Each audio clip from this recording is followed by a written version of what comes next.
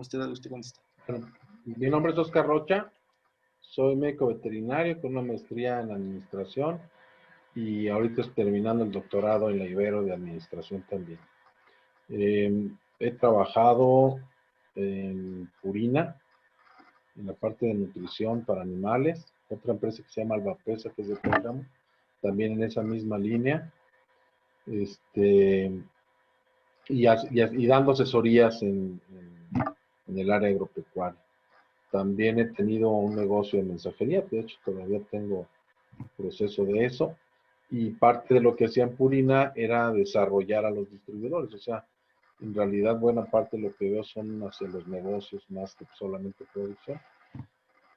Actualmente soy maestro en la Universidad de La Salle Bajío y coordino los programas de veterinaria, que es medicina y cirugía veterinaria de pequeñas especies, y a partir de este mes tomé el de agricultura, de producción pecuaria y reproducción animal. Y en estos ajustes que acabamos de tener, estuve como coordinador de la maestría en agronegocios durante 14 años, que es el área que más metido estoy en la parte de agronegocios y producción. Mis líneas de investigación son hacia la parte administrativa y comercialización. Todo pienso que debe ser comercializable. Y una línea con genética y nutrición. Entonces, en esas líneas es donde está. Y bueno, creo que con eso sería. No, pues yo creo que es una trayectoria ya pues larga, y, y, pues bien enfocada, ahora sí como dice a la comercialización, que es casi pues por lo que se hace un negocio. Así es. No, pues muchas gracias. Bueno, vamos a pasar a la primera pregunta. ¿Cuáles considera usted que son las mayores deficiencias que tiene el sector agropecuario mexicano? Eh, al final de cuentas, ser pequeños. El minifundio se llama este concepto.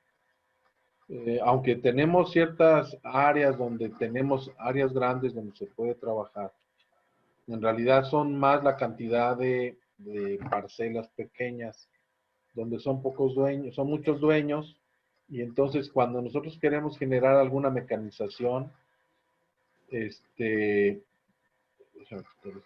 Salió un... un anuncio.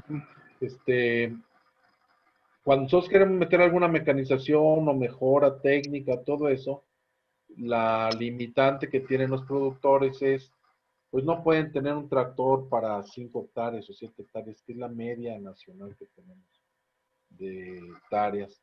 Los ejercicios que se han hecho, los eventos que se han hecho de entre varios comprarlos, al final de cuentas crean problemas entre ellos por los roles de cómo se va a utilizar ese tractor o esa situación. La segunda cosa importante es que el campo en general es viejo, entonces el promedio anda entre 55 y 58 años.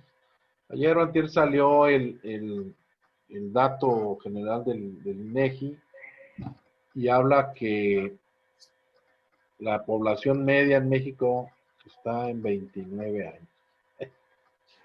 Veníamos de 22 años de hace 20 años, luego 24 años y estamos a 28 años. Y aquí en León, estamos como de 30 y tantos. Ya está subiendo Eso bastante. significa que, bueno, en el DF es donde está peor porque eso significa que han nacido menos niños. Claro. Entonces, eso, pues bueno, ya se imaginarán. Y bueno, en esta dinámica, en el campo también ha pasado eso. Ahí ha pasado porque al no haber muchas oportunidades para los jóvenes emigran a otros lados. Y entonces los que se quedan tienen pocas ambiciones en el lugar. Y cuando llegas tú con las asesorías o con las ideas de poder mejorar esto, pues la realidad es que no hay mucho. En esta semana me habló una persona de Aculco, Estado de México, que quería entrar a la maestría en agronegocios y que tenía 100 compañeros que tienen invernaderos, chiquitos, medianos, grandes, que quieren exportar a Europa. Ahorita están exportando algo a Estados Unidos. Y bueno, ya los puse en contacto con una persona que está aquí, que da clases con nosotros también, para que fuera a asesorarlo en la estructura para poder mandar allá. Pero hablando ya de este asesor, él estuvo en Europa durante 18 años y se regresó a México, él es de aquí de México, pensando que iba a encontrar una oportunidad muy grande. Y sí, cuando llegó, todos le pidieron todas las cosas que se puedan imaginar. Desde lo más común, tomate y todo eso, hasta cosas así, nopales y cosas así. Y en muchas ocasiones el primer pedido ha ido muy bien y el segundo pedido, no.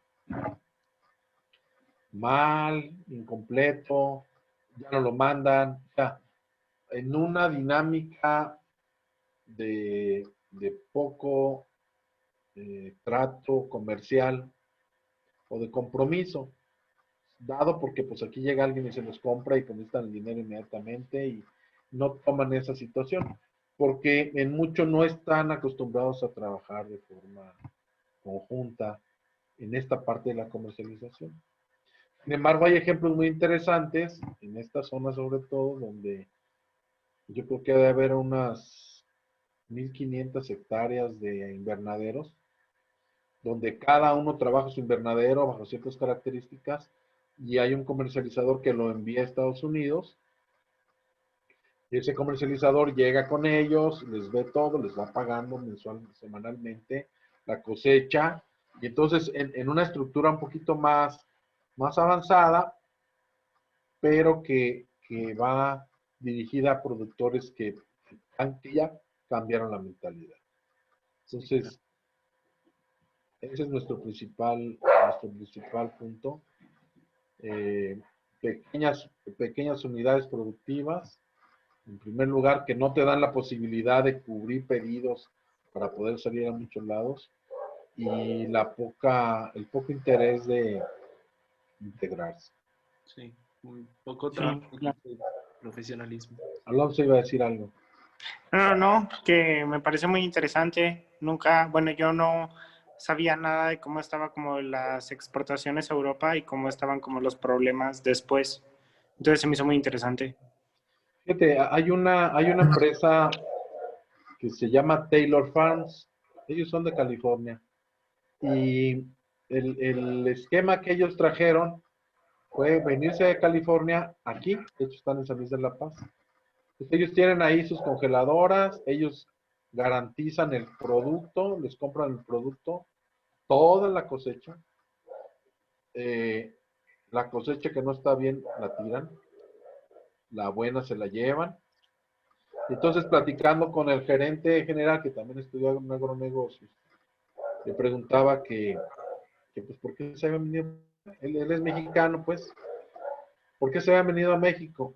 Y dice, pues es que para nosotros es más fácil tener aquí la tierra y la mano de obra a un costo mejor que esperar a que lleguen con nosotros a California toda la demás gente, más trabajar en tierras allá con ciertas características, tal vez mejores en algunas condiciones de que tienen agua y todo, aunque como ustedes ya saben, California está pasando por una sequía cada vez mayor y mayor y mayor y mayor.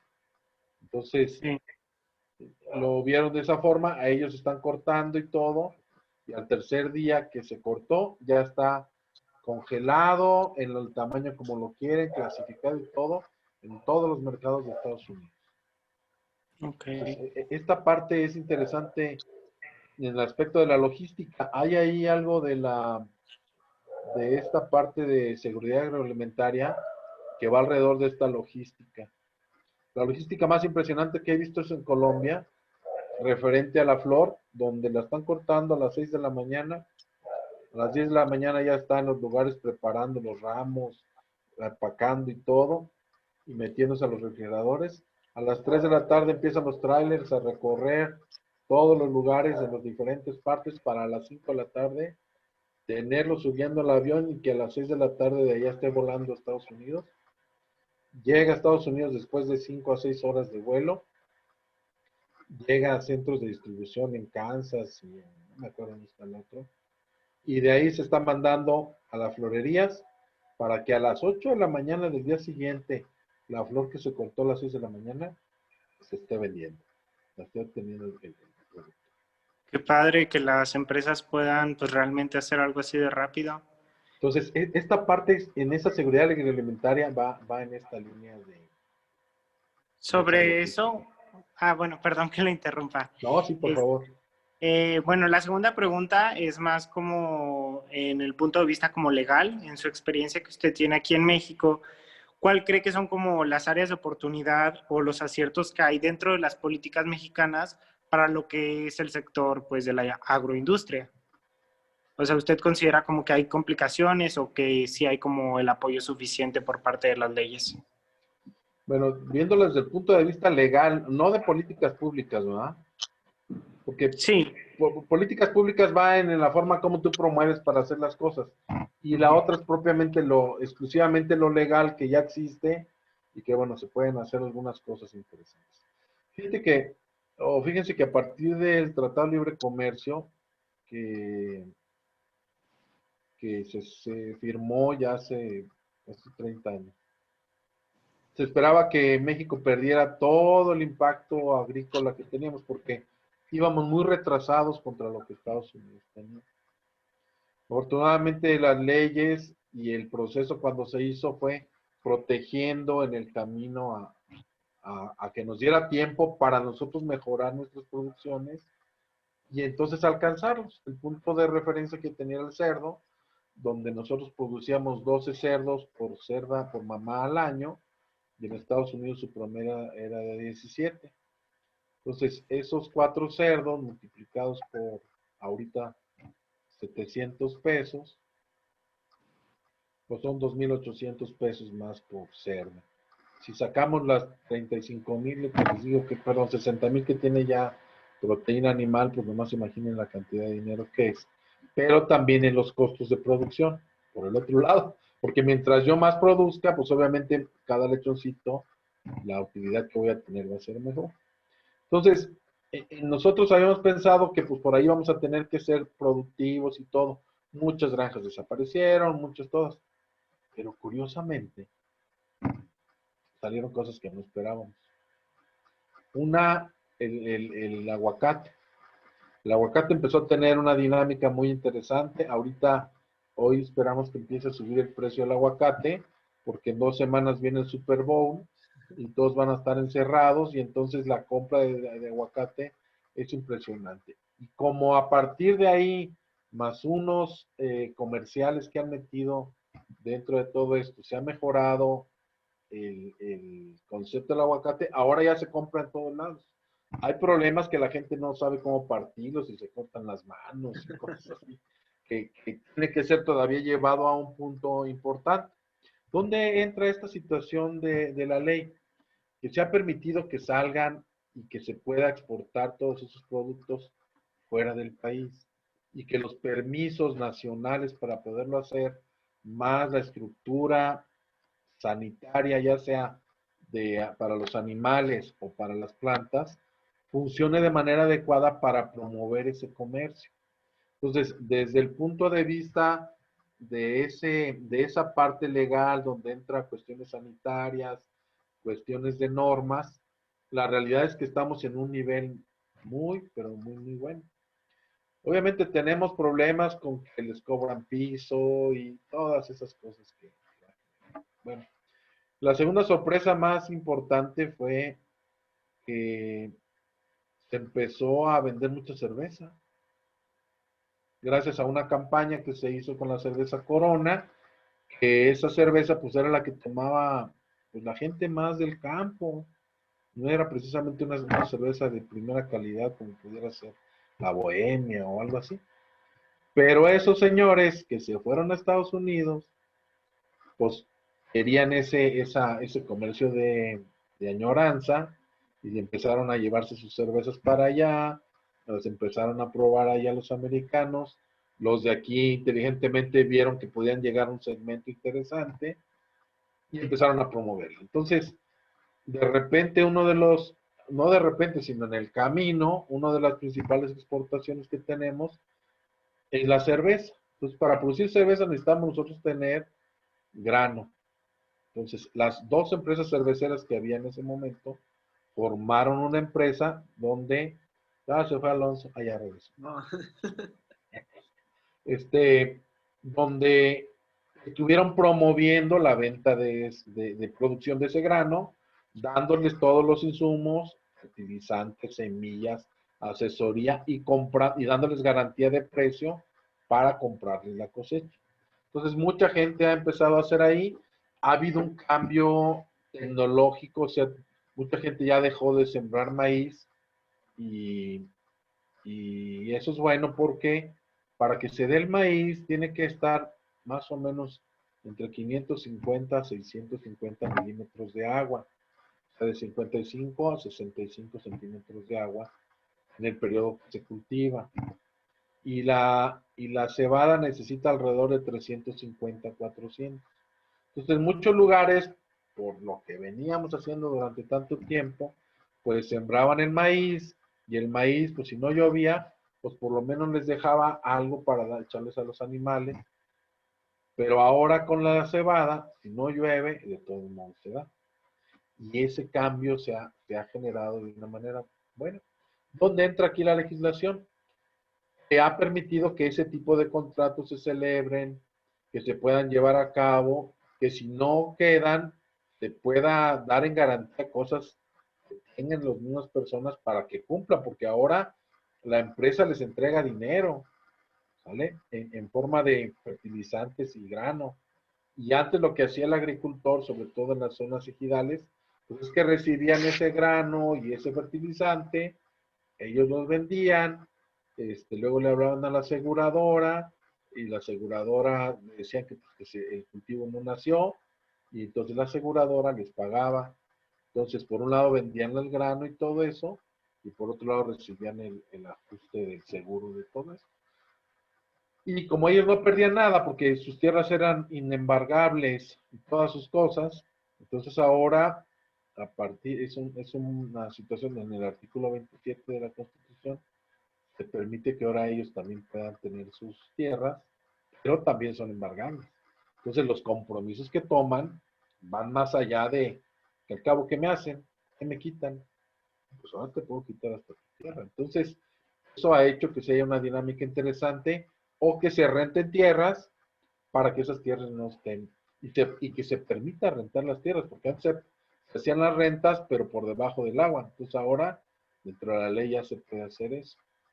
Y luego ya, por último, para la parte de comercio, si no hay suficiente cebada aquí, los reglamentos y las leyes para poder nosotros traer de otros países lo que nos hace falta y poderlo utilizar aquí para generar, pues, los productos que se generan de esta parte. Tal vez ustedes sepan que de repente el maíz, sobre todo para las tortillas, lo tenemos que comprar de otros lugares. Y en el caso del maíz amarillo, pues no producimos suficiente. Pues una buena parte del maíz amarillo se compra en otros países, no nada más Estados Unidos, en Brasil, Argentina, en barcos y todo eso. Entonces, las leyes han permitido eso. Sin embargo, ahorita hay una situación complicada con el uso de algunos insecticidas y todo eso. Se me olvidó ahorita el nombre, pero ustedes lo han de saber. Me acuerdan ahorita cómo se llama. Donde el gobierno ya prohibió que se utilice, generando una disminución de producción, aduciendo de que tiene problemas y todo, cuando en todo el mundo desde los 80s se está utilizando este tipo de productos. Nosotros diariamente comemos en las tortillas, en las sabritas, en el pan Bimbo, en tus galletas Oreo que te encantan, en fin, como 5 o 6 puntos de muchísimas cosas que comemos nosotros, todos esos productos que los traemos de fuera porque nosotros no los podemos, y vienen de organismos genéticamente modificados que son, que no les afecta precisamente insecticida y herbicida, que se me olvidó ahorita el nombre, ahorita me Es acuerdo. el... Es el, ah, ¿Qué? No, sigue esto, Alonso. el de Roundup. Ah, exactamente, Sí. exactamente. El nombre de la sal no me acuerdo cómo se llama, pero ahorita ustedes se van a acordar. Tal vez Axel se acuerde. ¿No es el 2,4-D o...? No, ¿verdad? No, no, no, no. El punto es de que ya acaba de hablar todos y todo, pero bueno, en este momento no está bloqueado. Igual que la utilización de organismos genéticamente modificados, eh, que porque tienen algún problema, ¿qué diremos? Para que nosotros nos convirtamos también en alguna cosa genética. Pues eso desde el 76 estamos en contacto con ellos. Y no ha habido un solo estudio científico bueno que diga que eso que proponen Greenpeace y todos estos sea cierto. Porque pasa una cosa muy sencilla. A la hora que yo me como un producto genéticamente modificado, lo mastico, se empieza a digerir en mi boca. Cuando llega al intestino, rompe la estructura de la proteína genéticamente modificada y nomás me deja los puros ladrillos que son los aminoácidos. Entonces, por más que digan y todo eso, no es una cosa que pueda suceder. Hace un tiempo tuvimos una plática donde vino el de Monsanto, porque ese producto es de Monsanto, vino el representante de la UNAM, vino el que generó el descubrimiento de todo lo del genotipo del maíz, y vino uno de Greenpeace. Y a mí me tocó ser moderador, y pues obviamente el de Greenpeace dijo, pues ya no me digan nada, yo nomás los defiendo, pero sabemos que no es. Los pagos a Greenpeace lo hacen la competencia de Monsanto y todos ellos. Entonces, hay toda una serie de cosas más profundas que en todo esto. Y bueno, pues al final de cuentas, todos los demás países lo están utilizando y como les sobra cosecha, como nosotros no lo utilizamos, no producimos, se las compramos a ellos de lo que nosotros decimos que no deberíamos de consumir. Y lo estamos consumiendo. Entonces, esa parte legalmente estamos mal en esa regulación. Las regulaciones tienen que ser claras y bien marcadas, o sea, ahí lo que habría que decir, bueno, no se puede utilizar más allá de tanto, este tipo de situaciones. Pero el prohibirlo lo único que hace es que la gente lo utilice a escondidas sin ninguna regulación. Sí. Está Muchas gracias, muy, muy... Vamos muy lentos con todas sus preguntas, No, pero ya vi que le abriste Muy el pie. completa. está bien, pero la verdad es que hay mucha información y pues hay que Me hablar de echan a andar todo. ustedes también con cosas que me gusta platicar. La siguiente pregunta va enfocada a esto que usted dice de los productores que son muy pequeños. ¿Considera usted que los proyectos enfocados a la disminución de costos eh, son, son una herramienta útil para la reducción de los costos de los productos como ya los consumidores y que podrían acortar la brecha entre productores grandes y productores pequeños o que es solo una herramienta más para que los productores grandes tengan mayores beneficios? Mira, en teoría, los apoyos que se generan por parte del Estado deberían de fortalecer a los productores pequeños. Sin embargo, también a los productores grandes debemos de también apoyarlos para que puedan seguir produciendo más. Es como un malabarismo ahí de, pues, ¿a quién apoyo, no? Ahora, no que sea la solución al 100%, pero sí una solución interesante es lo que el mercado pide. Entonces, nosotros estamos viendo dos líneas de mercado. La primera, la producción industrial con las cantidades de alimento que demanda la población. Ahorita ya somos 7,000, creo que 800 millones de personas. Es impresionante la cantidad de personas que somos. Guanajuato, que ve ahorita 6,000, casi 6,200,000 personas, y éramos 5,5 millones. Y con una situación de este tipo, si no ponemos atención a esa agricultura industrial, vamos a tener problemas para surtir a todos. Afortunadamente nosotros en nuestro país y en la disponibilidad que tenemos de muchas cosas, pues aún las personas más pobres, que normalmente están en las zonas marginadas, en zonas rurales, pues pueden seguir sembrando y pueden seguir teniendo alguna alternativa para ellos mejorar un poquito su dieta, aunque no es lo ideal, pero se ha ido abriendo un mercado muy interesante alrededor de los orgánicos. Los orgánicos definitivamente no es la solución para el hambre a nivel mundial, porque la cantidad que producen, de entrada la productividad es menor, mucho menor a la que tiene la agricultura industrial. Pero si yo tengo productores pequeños que me pueden dar este tipo de productos artesanales, vamos a llamarles así, tanto directamente el producto, unas calabacitas, como esas calabacitas ya cortadas y preparadas o alguna situación así. Hay segmentos de mercado que están dispuestos a pagar un sobreprecio por este tipo de cosas. Entonces, creo que en esa línea es donde debemos de tener una cierto trabajo alrededor de esto. ¿Cuál es el problema? Pues que tal vez sus producciones son pequeñas y entonces me van a surtir el mercado durante 2 semanas y luego ya no van a tener.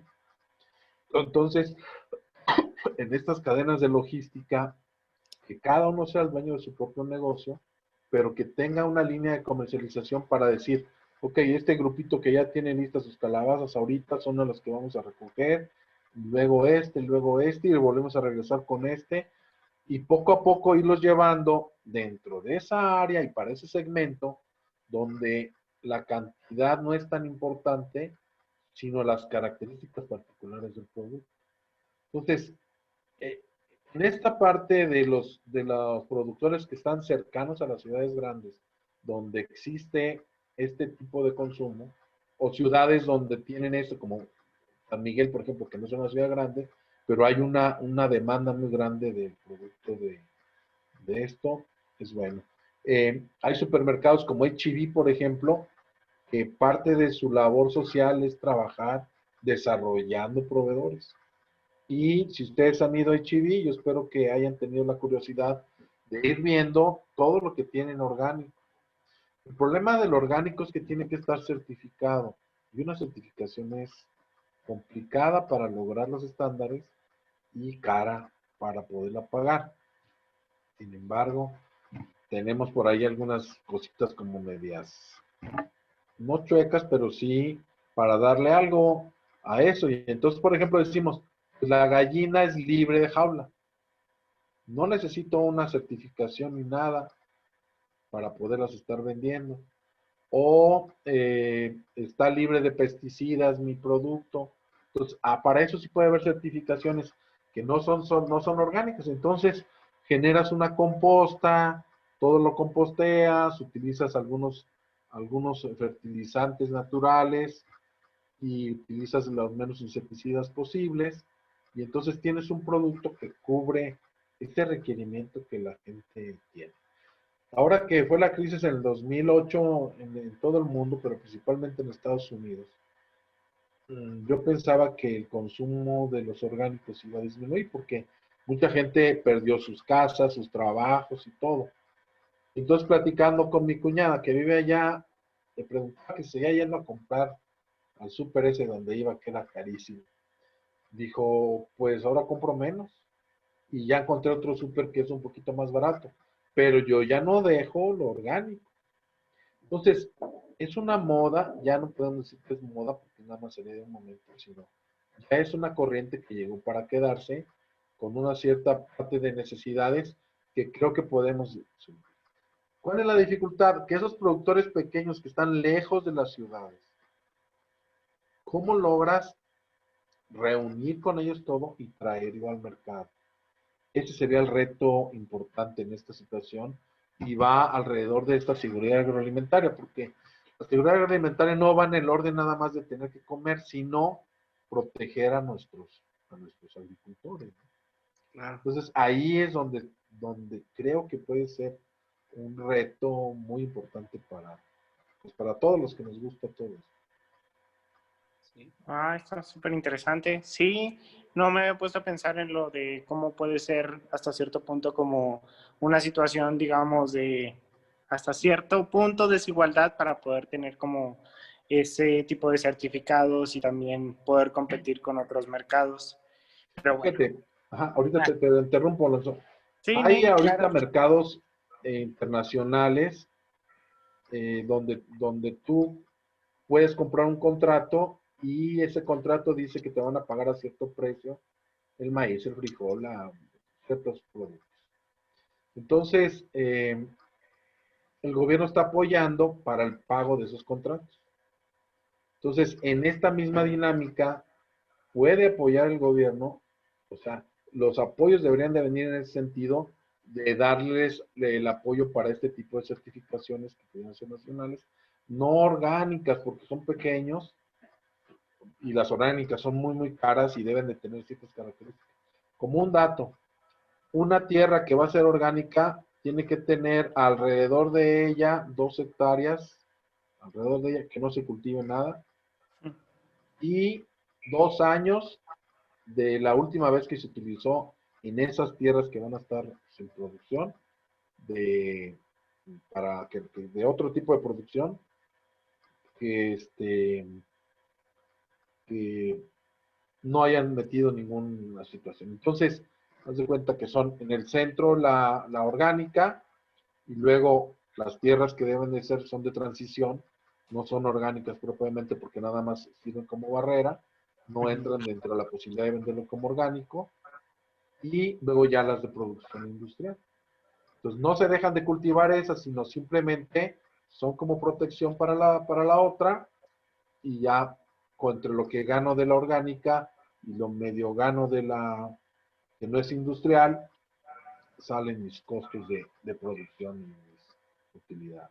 Entonces, es interesante en esta línea. Hay una línea muy, muy padre también que se está trabajando en agricultura urbana o periurbana, le dicen, ¿no?, alrededor de lo urbano, donde la gente está produciendo para propio, pero también para vender.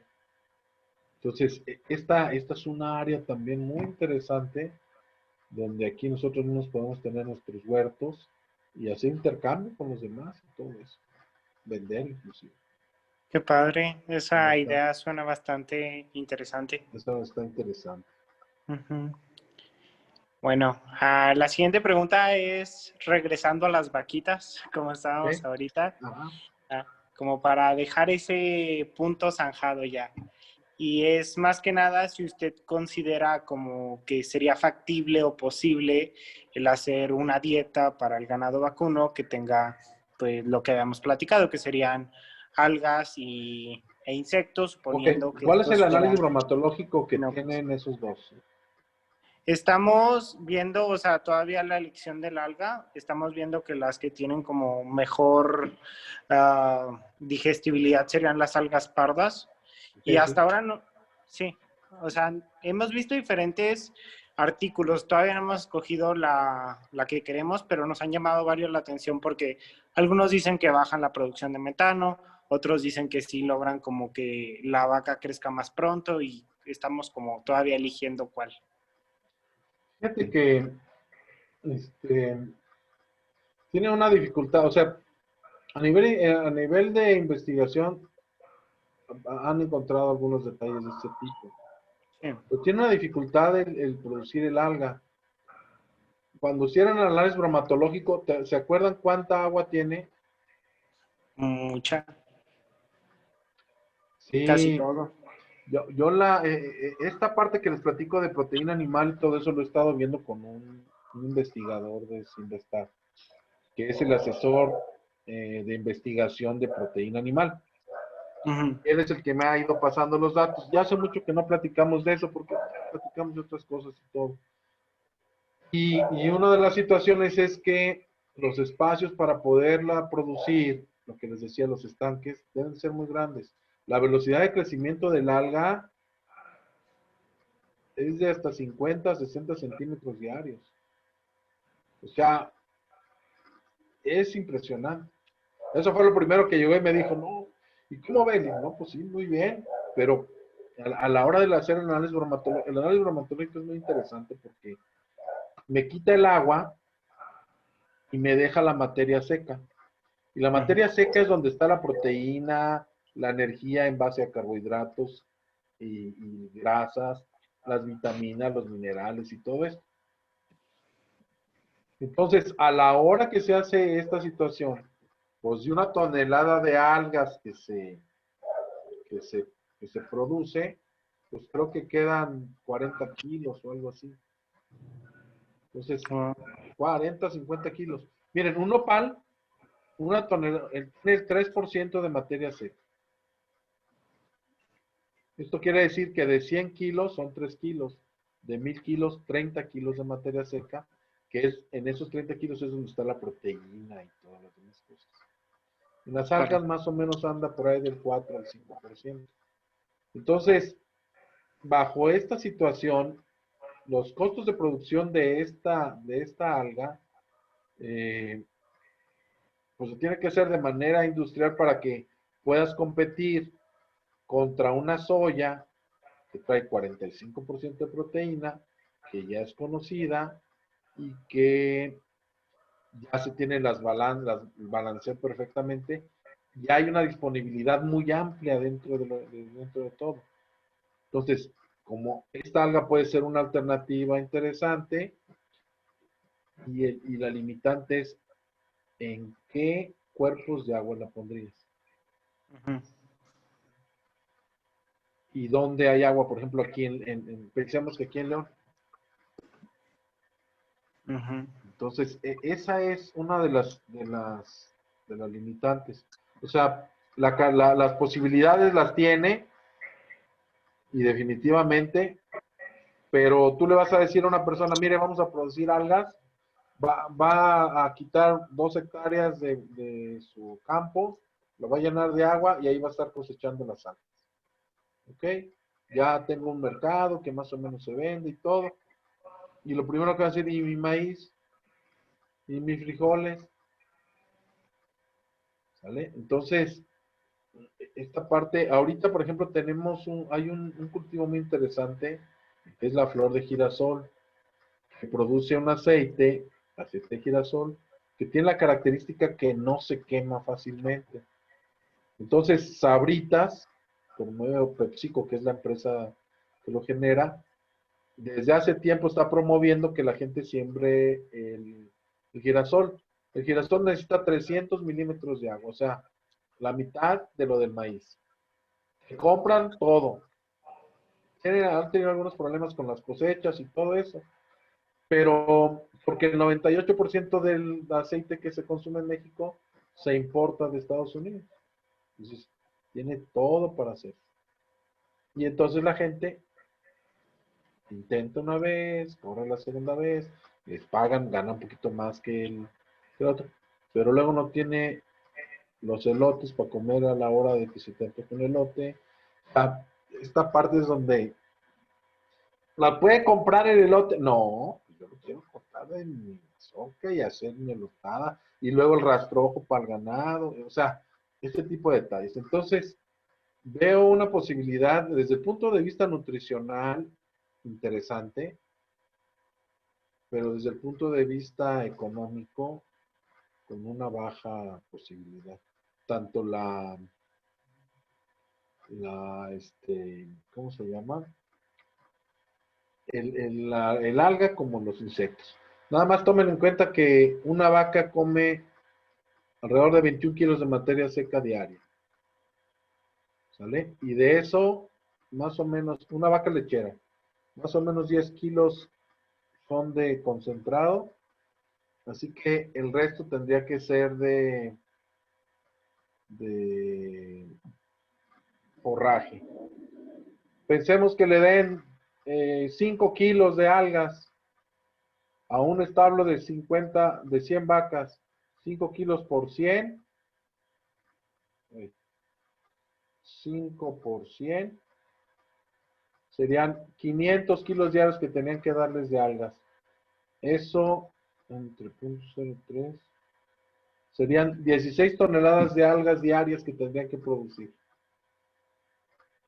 para darles esos 500 kilos diarios. Entonces, que en la producción de las general de cuántas algas se puede producir por hectárea y les dará el punto de referencia en esta dinámica que se está creando. Sí es una buena alternativa. Tarde que temprano tendremos que ir para allá, pero tendrá que ser en lugares donde hay suficiente agua para poder utilizar esos lugares. Aquí nosotros pues, estamos llegando a un punto donde no vamos a batallarnos hasta para el agua para nosotros tomar. Claro. Entonces, en pocas palabras, la respuesta es nutricionalmente sí tiene muchas posibilidades. Económicamente, para como está ahorita la situación, veo pocas posibilidades.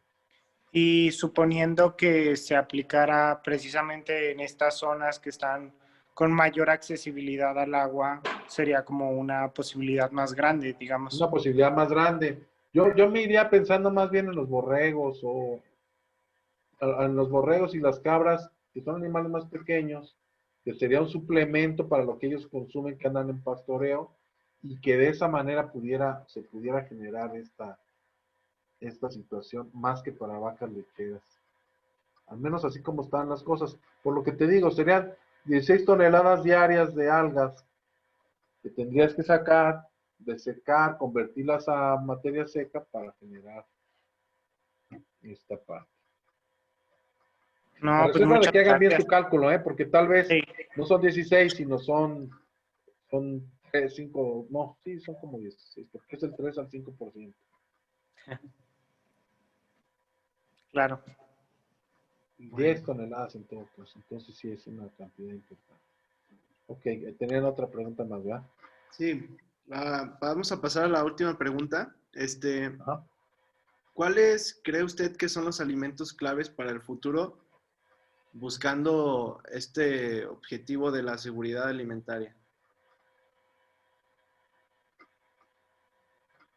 Fíjate que los que no generan sacrificio de los animales, o sea, la leche, el huevo, como dos puntos importantes, obviamente todo lo agrícola como primer paso, o sea, leche, huevo, y los productos agrícolas. Ahora, de los subproductos de eso, entonces yo puedo utilizar ellos para dar de comer a los animales y generar la carne que también es importante dentro de nuestra dieta. Y los derivados, ¿no? De leche, queso y todo eso, y todo ese relajo. Y entonces, básicamente sería pues casi como estamos ahorita. Sí veo una oportunidad importante con las algas, en la selección de algas que todavía crezcan 1 metro y medio diario, y que entonces diario yo esté en un lugar cortando todo el tiempo y poniendo a secar y todas estas situaciones. Creo que es una posibilidad importante también. Creo que debemos de voltear hacia cultivos que sean más resistentes a la sequía. Entonces ahí sí, como ya les decía, bueno, maíces de 500 a 600 milímetros de agua, buscar algunos que disminuyan. No sé si han visto una película que se llama La Pequeña Gran Granja, en Netflix. Les voy a recomendar que la vean y creo que les va a dar una luz hacia donde debemos de ir. Hay una universidad en Costa Rica que se llama HERT, que es como tierra en inglés, pero es en realidad escuela de la región trópico húmeda, escuela agrícola de la región del trópico húmedo. Entonces ahí ellos tienen en el esquema de un mandala, yo creo que sí han oído ese concepto, que es un círculos concéntricos, así, que van. Tienen esos mandalas, pero agrícolas, agropecuarios. Entonces, en el centro tienen un estanque con unos patos y todo. Ese es el primero. De ahí se deriva al siguiente círculo, donde tienen algunas verduras y todo eso, con esa agua de ahí. Y luego de ahí se deriva al siguiente, donde tienen cultivos ya como maíz o ese tipo de todo. Y luego otro concéntrico con árboles de producción de, ¿cómo se llama? Frutas y todo eso. Entonces tienen toda una estructura que se complementa uno con otro. Entonces tienen también unas gallinas, unos borregos. O sea, en ese círculo, en esa mandala, poseen toda la estructura. Ahora que vean esta película, van a irse dando cuenta cómo, eh, pues estas personas que no saben nada, que esa es una de las cosas más importantes cuando hay una idea, ¿no? Yo vivo dentro de un paradigma, mi paradigma me impide ver de repente cosas más allá de lo que no está dentro de mi idea de producción. Una de las grandes ventajas que tienen ustedes es que ustedes están en otro paradigma completamente diferente, donde los microbios, que ya desde hace muchísimo tiempo utilizamos para producir pan, vino y quesos y un montonal de cosas, ahorita están teniendo una participación muy importante y que ellos tal vez puedan ser, así como en la simbiosis que se genera en la vaca, tal vez nosotros pudiéramos estar pensando en unos rúmenes gigantes, bueno, que existen, pero les dicen, se me olvidó el nombre, que son ahorita me acuerdo el nombre, pero son donde se meten cultivos de bacterias. Entonces tú estás produciendo esas bacterias y luego esas bacterias las matas y, y produces esa proteína de ellas. Entonces, de esta manera creo que esa es una alternativa también muy, muy buena que podemos llegar a tener. Reactores. Sí, rector. Que es una alternativa también muy, muy buena para poder nosotros cubrir esta parte de seguridad agroalimentaria. ¿Qué tendríamos que tener? Pues bacterias que sean más productivas, que se reproduzcan más rápido, que tengan unas capas o sea, que fácilmente de una cosa conviertan a proteína y energía y todo esto, todo lo que consumen y que nosotros las podamos estar apoyando para que salga. Sin embargo, en este paradigma que tengo yo y muchos de mi generación, y no solo a mi generación, sino los que estamos metidos en esta área, quienes rompen estos paradigmas son ustedes, los que vienen de un paradigma diferente, con otras formas de pensar, otras formas de ver. Ay, mira, es que dijo esto, pero yo sigo pensando que esto debe de ser. Y entonces, en esa parte, me vuelven a abrir otra vez, nos generan un nuevo paradigma a todos los que estamos metidos aquí. Algunos decimos que sí, otros dicen que no. Todavía ahorita, yo creo que han escuchado gente que dice que no es cierto que la Tierra sea redonda. O sea, es impresionante. O que la teoría de la relatividad se ha quitado de escuelas en Estados Unidos porque los papás no aceptan eso y nada más quieren la teoría religiosa. Y lo han quitado completamente del conocimiento de los muchachos en ese lugar. ¿Por qué? Porque cada uno de nosotros vivimos en esos paradigmas. Y los que rompen los paradigmas son los que vienen de áreas diferentes a las que estamos. Entonces, parte importante de lo que están ustedes metidos es llegar a romper estos paradigmas y, y mantener sus ideas lo más posible de manera que puedan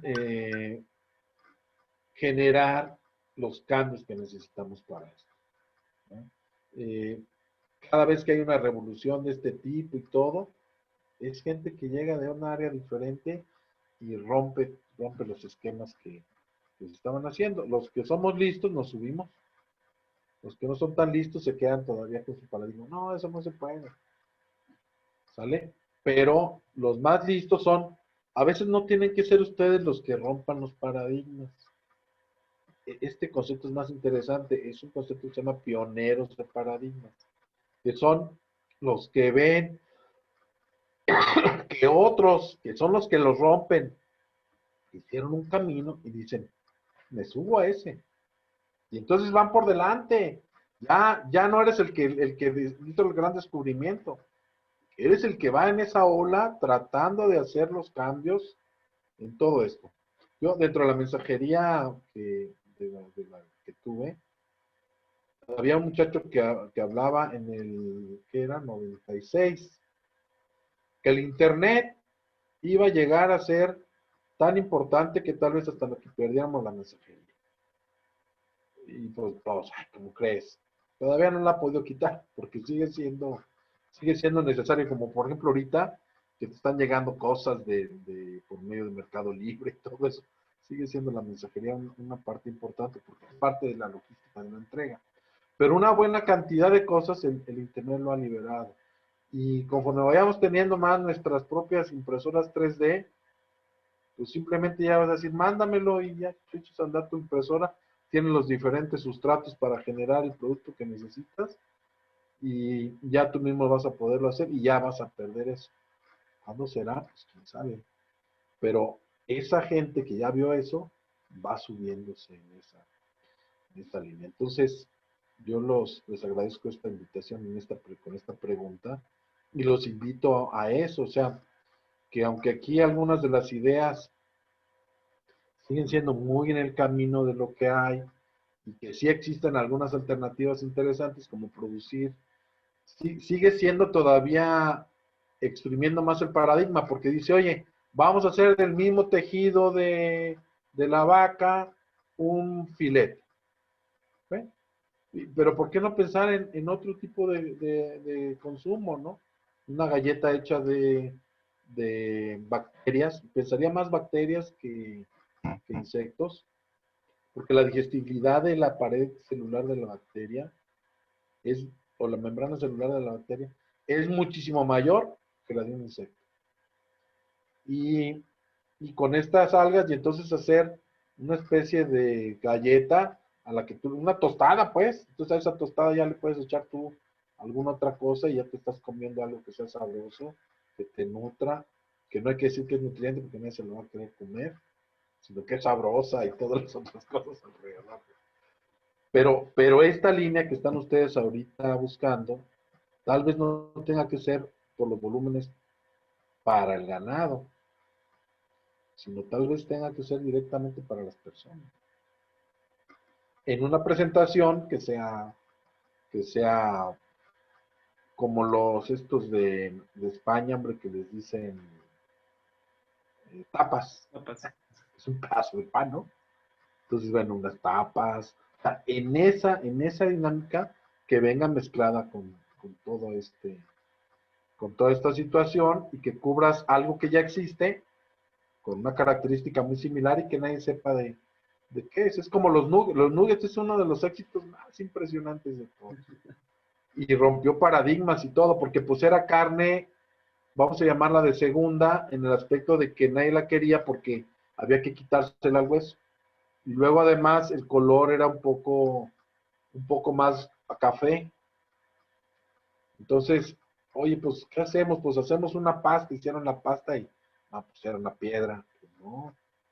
Y luego café por dentro, pues no, o sea, entonces a alguien se le ocurrió, oye, pues vamos a echarle leche para que se haga blanco, vamos a echarle mejor una proteína que, que sea de leche, caseína y todo esto, y que genere, cuando se caliente, burbujas, que entonces le dé jugosidad al nugget. Entonces el nugget es un invento que salió de la necesidad, donde tú metes una cosa a freír, el mismo calor hace que adentro se convierta los pedazos de caseína y todo esto en huecos jugosos. Entonces es algo que es crujiente y al mismo tiempo jugoso. Entonces es uno de los inventos más interesantes. Y obviamente pues antes no existía y ahora pues es uno de los productos. O las salchichas. Que también, entonces, bueno, pues qué. No pensar si hay salchichas de pavo, si hay salchichas de no sé qué. Pues pensar que hay una salchicha con todos los contenidos y sabor y todo de algas, ¿no? Y no nada más pensar en un sushi con la parte de arriba. En esta parte, la proteína que va generándose ahí es una alternativa buena. Fíjate, por ejemplo, con los borregos, que nosotros el consumo de borregos de 200 gramos por persona o per cápita al año. Cada vez que hay reuniones y todo eso, se genera recetarios con el fin de que la gente aprenda a hacerlo de otra manera, no una barbacoa. Entonces, en este caso, también habría que pensar en generar algunos recetarios para esto. Y ir un paso más allá, porque si lo que te decía, que son cadenas tróficas, si yo se lo doy al ganado y el ganado lo va a transformar, ¿por qué no mejor directamente se lo doy al humano? Y ya la parte de esa cadena trófica quito al intermediario y le doy más cantidad de energía directamente al humano. Y con las baterías igual. Entonces, ahí hay como para mucho pensarle y mucho buscarle qué otras cosas se pueden desarrollar. Bastante. Oye, o como en África, otro subproducto importante, o sea, ya ves que hablamos de leche y huevo, cosas que no maten a los animales, ¿no? Pues allá yo creo que han visto ustedes esas tribus donde tienen a los animales y entonces le echan una flechita chiquita en la yugular y luego recogen la sangre del animal, lo mezclan con una harina y se la comen. ¿Por qué no pensar en una cosa así también? Claro. Sí. Cosas nuevas. No se muere, estoy sacando constantemente sangre, él la está reproduciendo y todo. Y unos tacos de moronga, rellena. Como le dicen. Entonces, todas estas cosas son alternativas que en muchos países se hacen, como este que les digo ahorita, y que obviamente pues para nosotros puede ser un poco pues, chocante, pero bueno, pues son los futuros. Cuando no haya que comer, todos critican a los chinos, ¿no? Todo lo que comen y todo. Ellos vienen de dos hambrunas donde lo que se moviera se comían. Y les quedaron los gustos por comer eso. Pues por eso vemos que comen insectos de todo tipo, o pulpos, o ahora que se comen los murciélagos. O sea, porque al final de cuentas llegó un momento donde las condiciones en las que vivías, que si no comían eso, no les pasaban así. Entonces, pues bueno, no sé si hay otra pregunta, algún comentario más o... Bueno, pues de preguntas, ahorita la verdad que ya no tenemos ninguna. Yo como comentario, pues la verdad que pues, muy interesante la plática. Temas, pues que como que alguien piensa que son cotidianos, pero pues hay mucha información que nadie sabe y que pues la verdad, muy, muy interesantes y pues me quedo con esa idea de romper los paradigmas, la verdad. Romper los paradigmas. O subirse en paradigmas que ya están, entonces eres un pionero de paradigmas. Hay una idea bien interesante en ese concepto, donde dice que son los pioneros y los colonizadores, ¿no? Los pioneros son los que van y ven y todo, y ya regresan y le dicen, es que allá hay esto. Pero ellos ya fueron, hicieron y todo, ya traen. Y los colonizadores, pues hasta que no los demás van, sí, por allá es, vamos. Entonces, en esta dinámica que ustedes están egresando de esta carrera, con todas estas cosas, más la vocación importante que tenemos por salir de la Ibero hacia nuestros compatriotas y hacia la humanidad en general, tenemos que buscar esas alternativas que pueden ser. ¿Cuál sería la más práctica? Pues tal vez este comercio donde genero que ellos que trabajen para orgánicos en pequeños grupos y generen una estructura buena. Hace un año y medio más o menos que hubo, creo que la última cosa esa de orgánicos, venían unos muchachos de San Luis de la Paz con huevo orgánico, pero con una estructura de costos y de todo mal. Y además decían que tenían certificación. Obviamente, sé que era un montaje y todo, pero obviamente no estaba dentro de sus presupuestos el pago de la certificación y muchas cosas de ese tipo. Entonces, es necesario buscar un poco más. En Reino Unido tienen mucha referencia a todo lo que se puede hacer. Van avanzados en esa parte de reglamentación para apoyo. Y en Costa Rica, a veces nosotros despreciamos un poco todo lo que viene de Guatemala para allá, y la realidad es que hay muchas cosas que están haciendo ellos de una manera muy importante. Y la otra alternativa que tenemos, pues, es subirnos al Tratado de Libre Comercio. Si nosotros necesitamos comida, los gringos necesitan más y la van a pagar a como ven. Entonces, estar atentos de lo que ellos están necesitando y en base a eso que están necesitando, a mis agricultores pequeños, de todo esto que platicamos en la tercera pregunta, generar un consenso para estar mandando ese tipo de productos. Y que necesita gente que les ayude a organizarse.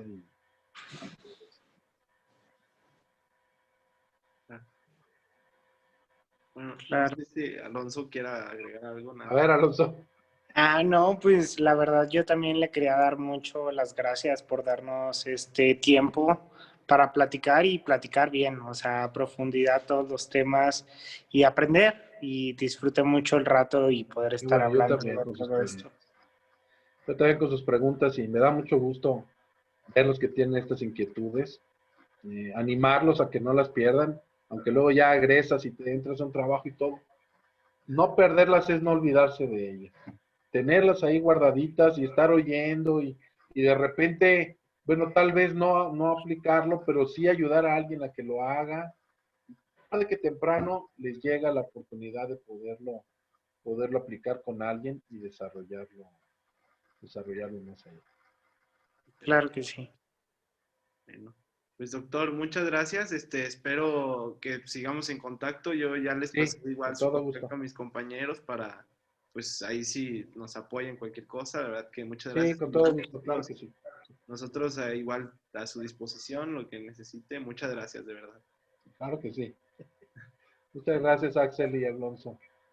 Muchas No, gracias a usted. Que Un gusto. descansen. buenas noches, hasta Buenas luego. noches, que descansen. Hasta luego. Buenas noches.